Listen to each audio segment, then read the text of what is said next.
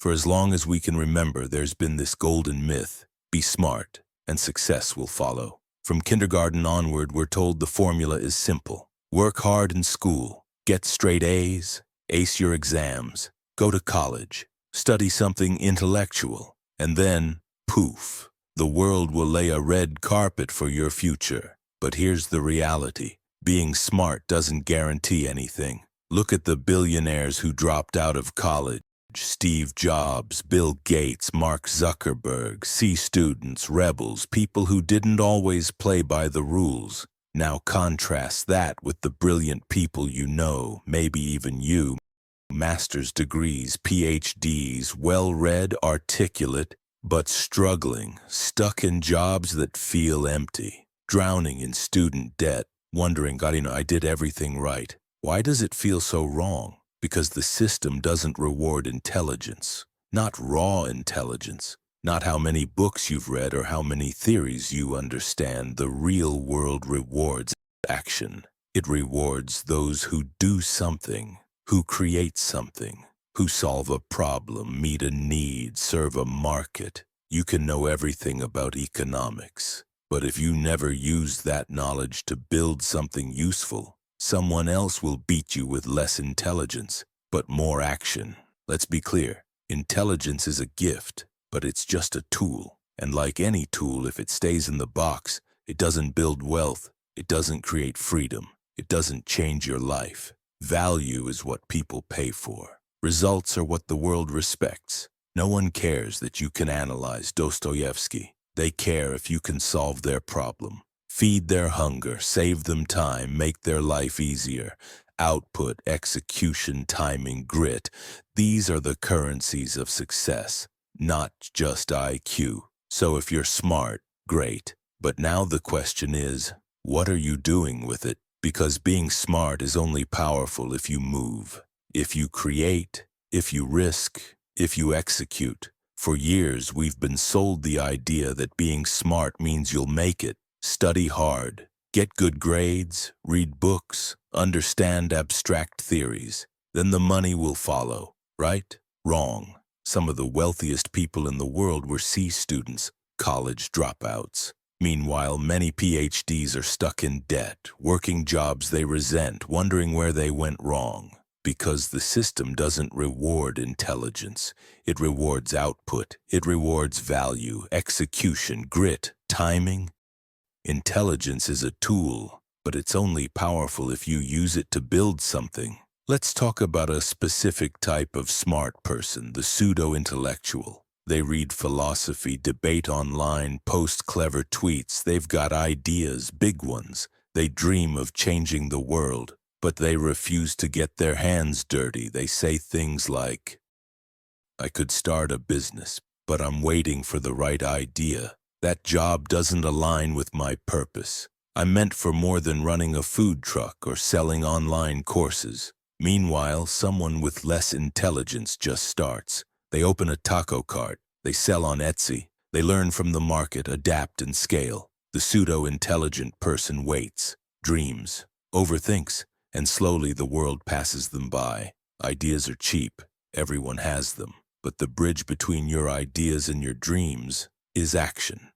Let me give you an example. A woman named Maria opened a tiny food truck in Austin, Texas, selling tacos from a family recipe. No MBA, no tech background, no business plan, just hustle, heart, and heat. That food truck became 3, then 5. Now she supplies major events and does $2 million in revenue a year. You think she waited for the perfect branding or a degree in culinary arts? She saw hungry people and fed them. And here's the truth. She's smarter than the guy quoting Freud on Twitter, because she executed. What keeps pseudo-smart people from winning? Ego. They believe they're above certain things, too educated for sales, too deep for marketing, too spiritual for real estate. But success doesn't care about your degree. Success loves people who are willing to do what others won't. Jeff Bezos started by selling books online. Elon Musk coded PayPal in a shared apartment. And so many rich, happy people started by flipping burgers, cleaning homes, tutoring kids. Because they weren't afraid to start small. They knew, I'm not beneath this, I'm building something. That's real confidence. So, how do you avoid becoming a pseudo-intellectual? How do you stop being the person with brilliant thoughts and zero results? Here's your roadmap. Step 1. Just start. Anything. Anywhere. Now start before you're ready. Start while you're unsure. Start while you're still afraid. I don't have the perfect idea yet. I'm still figuring things out. I want to wait until I know more. Sound familiar? That's not strategy. That's perfection dressed up as productivity. And perfection is just a fancy name for fear. You don't need to build the next Amazon. You don't need a 10-year plan. You need to take one small, imperfect step today. Start a YouTube channel, create a $5 digital product, offer your services on Fiverr or Upwork. Sell something simple on Etsy. Launch an email newsletter with 10 subscribers because momentum is magic. Once you're in motion, clarity comes. You learn faster, you fail smarter, you grow quicker, and suddenly you're in the game, while the pseudo-intellectual is still reading articles and tweaking his LinkedIn bio. Step 2. Detach from your ego. Here's a hard truth. You are not too good for anything. Not for selling, not for starting small, not for being a beginner. That taco stand, that online course, that drop shipping hustle. It may not be deep or spiritual or aligned with your purpose, but it's real. It's a start. And every empire has humble beginnings. Jeff Bezos started with books in his garage. Oprah began on local radio. Jay-Z sold CDs out of his car. Even Picasso painted signs to pay rent. If you think you're above starting small, then you're below succeeding big. Detach from your ego. Success doesn't care about your intellectual pride. It cares about your willingness to serve, to show up and solve problems.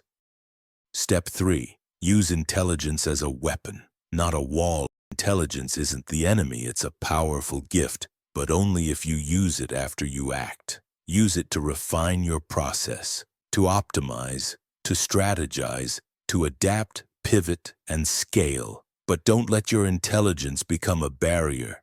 Don't let it convince you to wait. Don't let it build a fortress of doubt around your dreams. Overthinking isn't wisdom, it's fear. Wearing a smart suit. You know what's smarter than reading another book? Building something, learning from the market, falling flat and standing up smarter. Every success story has a moment where someone said, I'll figure it out after I start. That's the moment that separates the doers from the dreamers, the winners from the watchers, the builders from the big idea guys. You don't need to outthink the world. You just need to outact the version of yourself that keeps waiting. Because intelligence without execution, it's just potential with a PhD. Let's come back to Taco Queen. She didn't wait for a moment of inspiration. She didn't need a guru's permission. She saw a hungry crowd and made tacos. 3 years later, she owns the building she used to rent a cart outside of. And Alex? Still scrolling LinkedIn. Still applying for meaningful jobs. Still wondering why nothing clicks. Here's the truth. The world doesn't reward potential. It rewards proof. It rewards people who take the first step, even when it's ugly, even when it's small, even when it's tacos. The world doesn't reward potential. It doesn't care how smart you are, how many books you've read, how many great ideas live in your notes app. It rewards proof. Proof that you showed up. Proof that you built something. Proof that you dared to try, even when it was messy, imperfect, and small. That first YouTube video with bad lighting, that handmade candle store with one customer, that taco stand on the corner with folding chairs. That's proof, because every big thing starts off looking silly to someone who's never tried. Now let me ask you something. What are you avoiding because you think it's beneath you? What dream have you smothered with overthinking? What path have you talked yourself out of just because it wasn't shiny enough? Drop it in the comments. Be honest. Be raw. We're not here to flex intelligence. We're here to fight resistance. If this video hit you somewhere deep, don't just like. Act. Pick one thing, one small thing, and do it today. Write the post, shoot the video, send the pitch, make the offer. It won't be perfect. It doesn't have to be, because perfection isn't how you change your life. Action is. And remember, if you're so smart, why aren't you rich? Maybe it's because smart people stay stuck in their heads, but brave people build. And that, more than intelligence, theory, or knowledge, is what wins in the real world.